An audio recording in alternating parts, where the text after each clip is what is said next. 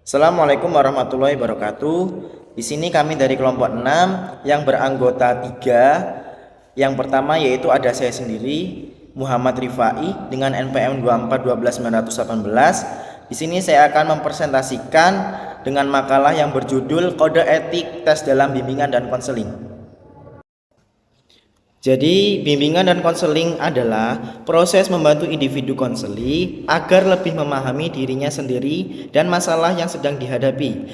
Dalam prakteknya, konselor tidak hanya mengandalkan wawancara, tetapi juga menggunakan tes psikologis. Fungsi tes dalam bimbingan konseling. Tes digunakan untuk mengukur beberapa aspek penting. Yang pertama, terdapat inteligasi atau IQ, yaitu kemampuan berpikir dan memecahkan masalah. Yang kedua, ada minat dan bakat, yaitu potensi dan kecenderungan seseorang. Yang ketiga yaitu kepribadian, yaitu seperti karakter, sikap, dan pola perilaku individu.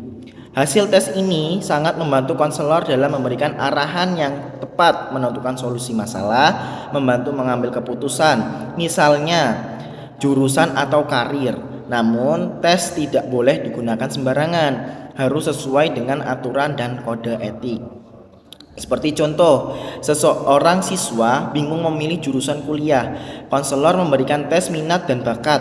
Hasilnya menunjukkan siswa lebih kuat dibanding sosial daripada sains.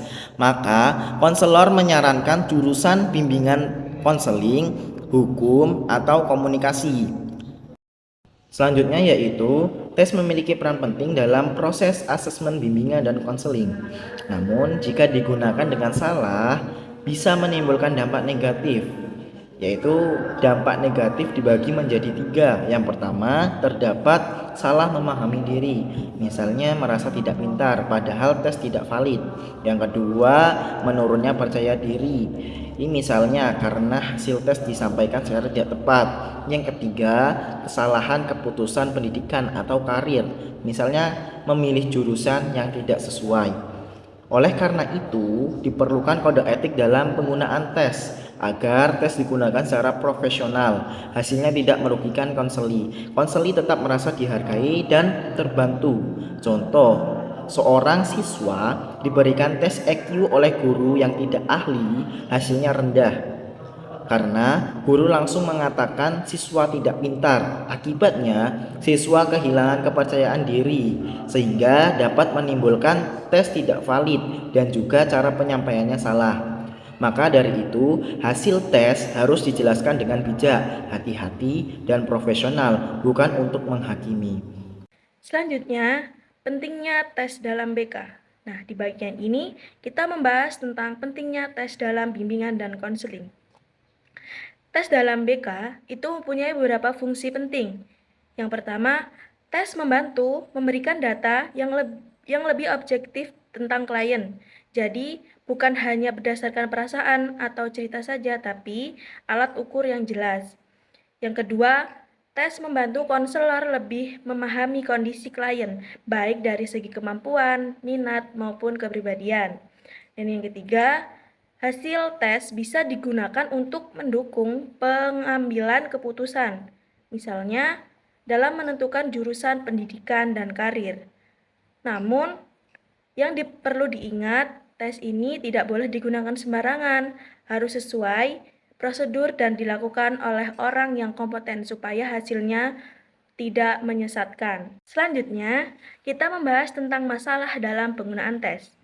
Walaupun tes itu penting, tapi tetap ada beberapa resiko.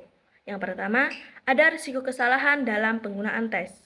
Misalnya, tes tidak sesuai dengan kondisi klien. Yang kedua, bisa terjadi kesalahpahaman menginterpretasikan hasil tes. Kalau sudah salah menafsirkan, hasilnya bisa berdampak ke putusan yang salah. Yang ketiga, tes juga bisa berdampak psikologis pada klien. Contohnya, klien jadi minder atau merasa kurang percaya diri setelah melihat hasilnya. Dan risiko yang terakhir, yaitu penting banget memperhatikan validitas dan reliabilitas tes. Artinya, tes harus benar-benar mengukur apa yang seharusnya diukur dan hasilnya konsisten.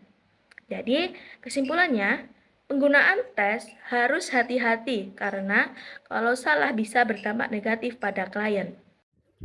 Baik, saya akan melanjutkan materi ini. Asas penggunaan tes. Tes dalam BK digunakan dengan beberapa prinsip dasar. Yang pertama, mendorong individu memahami dan bertanggung jawab atas diri. Yang kedua, tidak ada tes yang cocok untuk semua situasi. Yang ketiga, hasil tes harus didukung data lain. Yang keempat, tes memiliki keterbatasan. 5. Membentuk, memahami diri dan mengambil keputusan. Yang keenam, dilaksanakan dengan aman, menjaga kerahasiaan klien. Oke, selanjutnya kode etik tes dalam BK.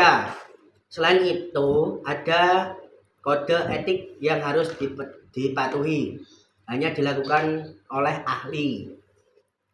Yang kedua, digunakan jika diperlukan. Yang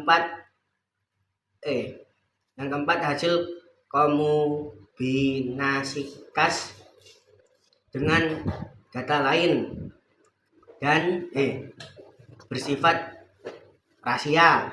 Klien diberi penjelasan tujuan tes. Selanjutnya, hasil disampaikan dan dengan jelas. Yang selanjutnya, hanya untuk pihak terkait. Selanjutnya, dilakukan sesuai prosedur